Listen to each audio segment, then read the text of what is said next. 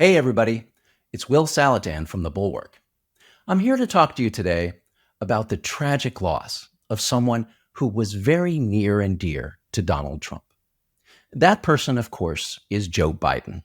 3 weeks ago, Biden announced that he was stepping down as the presumptive presidential nominee of his party. And this news was devastating for millions of Americans. But perhaps no one was hit harder than Donald Trump.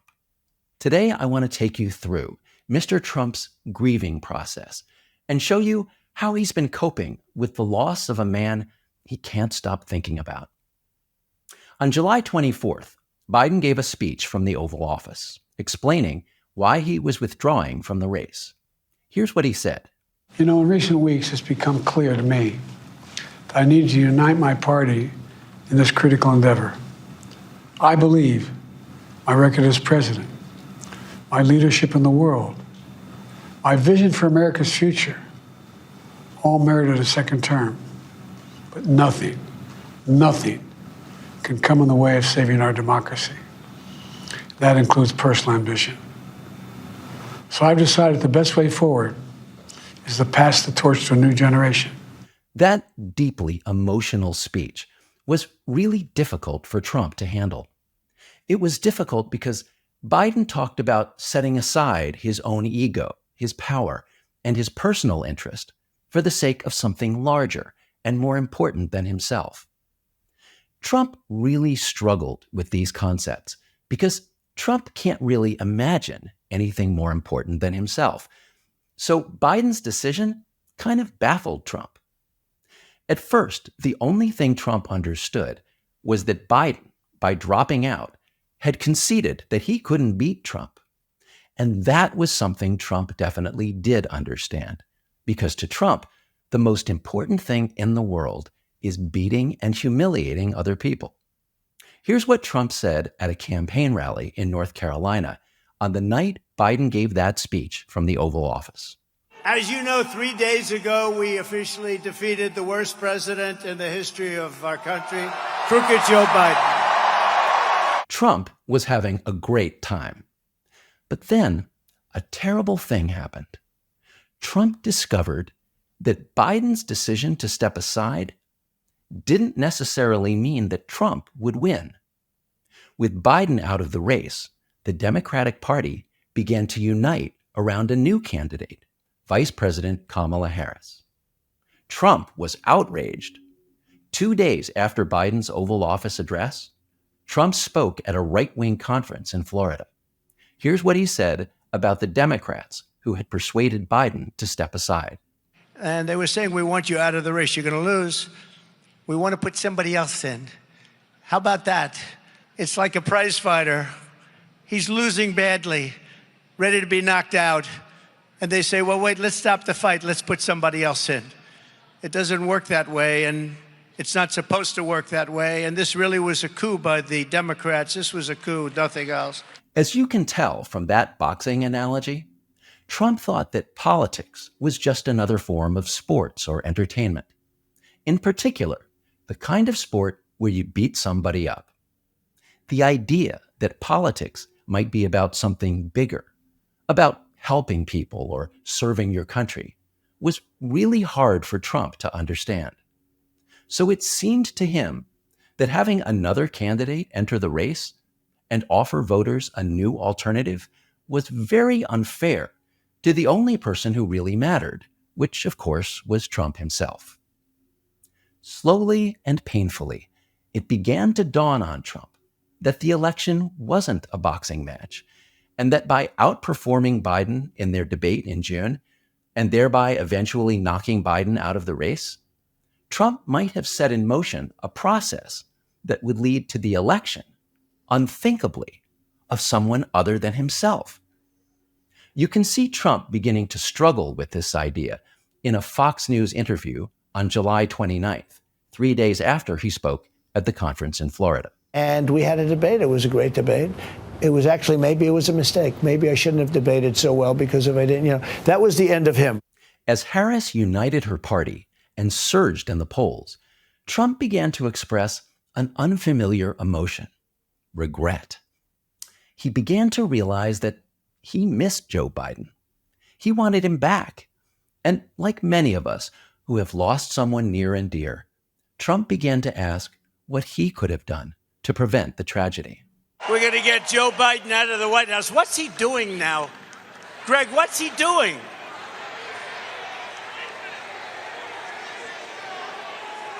You know, he wanted to debate.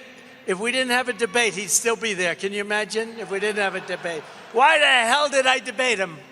If you're a spiritual person, you might be familiar with some of the ways in which many people deal with the physical absence of loved ones they've lost. Sometimes in our heads, we speak to the departed loved one, or we seek their guidance, or we pray for them. Trump is just like that, except that instead of expressing love or gratitude, he expresses emotions that are more comfortable for him: resentment, loathing, and contempt. Here's Trump at a rally in Atlanta on August 3rd.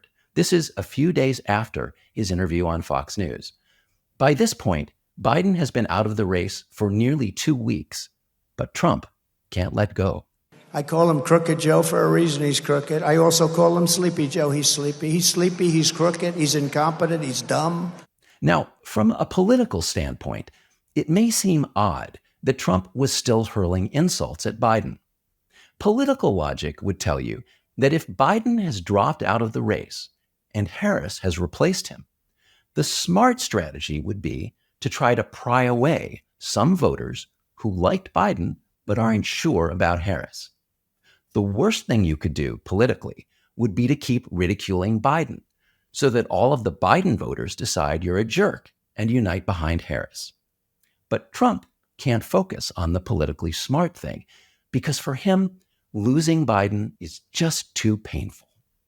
Trump needs to process his grief, and one of the ways he's processing that grief is by involving people who love him, specifically the people who attend his rallies, in public rituals where they invoke the spirit of Joe Biden and engage in their customary religious practices of mockery and scorn. Here's Trump at a rally in Montana on Friday, leading his congregation in a call and response. What do you like better? It doesn't matter anymore, but what do you like better, Crooked Joe or Sleepy Joe? Sleepy Joe, Crooked Joe. Okay, ready? They're both correct. I think Crooked Joe is more correct than you're like, all right, ready? Crooked first, right? What do you like better? Crooked Joe or Sleepy Joe? Not there. Crooked seems to always win. I mean, he's a crooked guy. I don't mean to suggest that for Trump, this is only about emotional processing. Trump is much bigger than that. There's a whole other dimension to his soul, and that other dimension is, of course, money. Trump invested a lot of money in attacking Biden, and now, tragically, all that money is gone. Trump wants everyone to know that his loss of that investment is not fair. So they said, we're going to take him out and we're going to put somebody new in. This never happened to anybody before. We spent $100 million fighting Crooked Joe Biden, and then all of a sudden they decide to take him out and put somebody else in. In fact, Trump wants to recoup his investment by somehow forcing Biden back into the race. So Trump has developed a new legal theory that Biden's decision to withdraw was unconstitutional. Listen to Trump in his press conference last Thursday at Mar-a-Lago. I don't know if he's happy about that decision right now. This was taken away. The presidency was taken away from Joe Biden. And I'm no Biden fan, but I'll tell you what, from a constitutional standpoint, from any standpoint you look at, they took the presidency away. For a country with a constitution that we cherish this constitution. To have done it this way is pretty severe, pretty horrible. And that you can then be picked to run for a president, it seems to me actually unconstitutional. Perhaps it's not. It's not. But as you can see, Trump's grief at losing Biden is so deep that even though Trump himself has repeatedly subverted the Constitution and has explicitly called for, quote, the termination of all rules, regulations, and articles even those found in the Constitution, unquote. Despite all of that, Trump now wants to argue that the Constitution somehow prevents a political party from following its own rules to replace its nominee for president. In fact, Trump says Biden's decision to step down was a coup.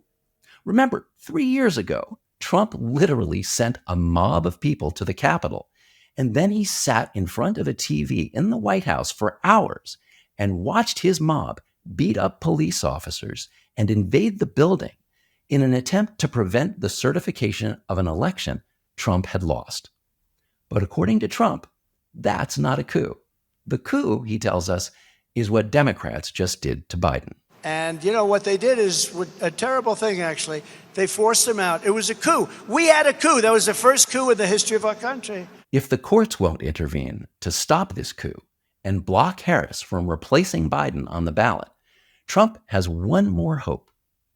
He's praying, devoutly, sincerely, and passionately, that Biden will change his mind and return to the race.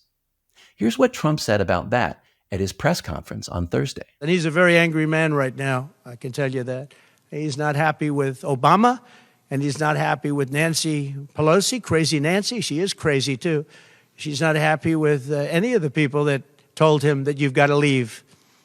He's very unhappy, very angry, and I think he also blames her. And then on Friday, at his rally in Montana, Trump fantasized that this angry Joe Biden would storm into the Democratic convention next week and reclaim his place at the top of the ticket. And now he's seeing what the competition is. I hear he's going to make a comeback at the Democrat convention. He's going to walk into the room and he's going to say, I want my presidency back. I want another chance to debate Trump. I want another chance. Poor Trump. He's genuinely dismayed and perplexed at what's happened to him. Joe Biden has done something that Trump cannot imagine. Biden chose to humble himself and set aside his own interest for the sake of the country. If anyone asked Trump to do that, he would be furious. He would blame everyone around him, and he would storm into his convention to wreak vengeance and reclaim power. What's happened in this election is that Trump did win the fistfight. He did beat up Biden. But Biden did the one decisive thing that Trump could not understand and could not match. Biden sacrificed himself. That is something that every person of faith and every person who has ever truly loved others is capable of doing. But Donald Trump is not. See you next time.